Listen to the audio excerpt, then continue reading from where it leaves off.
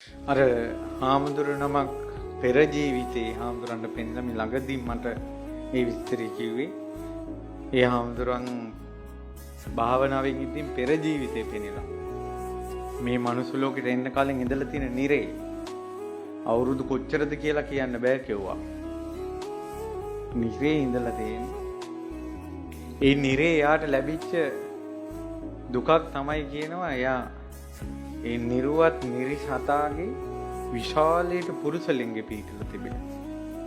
ගිනිගත් රත් වෙච්ච මේ යකඩයක් උඩ මේ පුරුෂලිංගෙ තියලා ගිනිගත් කුළු ගෙඩියකින් තලනවලු.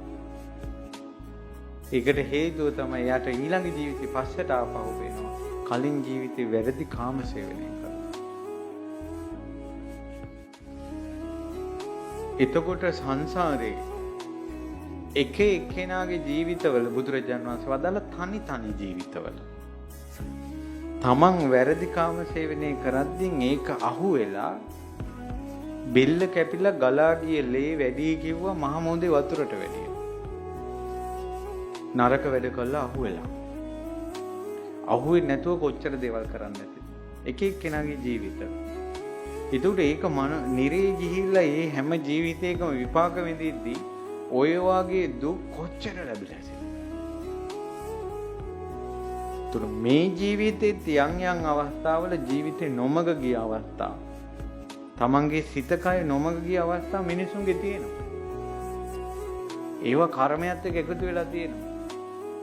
ඉතින් මේ ජීවිතේට පිළිසරණක් හදාගත්තේ නැත්නම්, යන පාර වෙනස් කරගත්තේ නැත්නම්, ඒ කුළු ගෙඩි අදටත් රත් වෙවි තියෙනවා. ඒ කටු ඉඹල අදටත් රත් වෙවි තියෙනවා. ඒ ලෝදි හැලිය අදටත් තැම්බි තියෙනවා. මෙතනින් යනකල් බලාගෙන ඉන්නේ.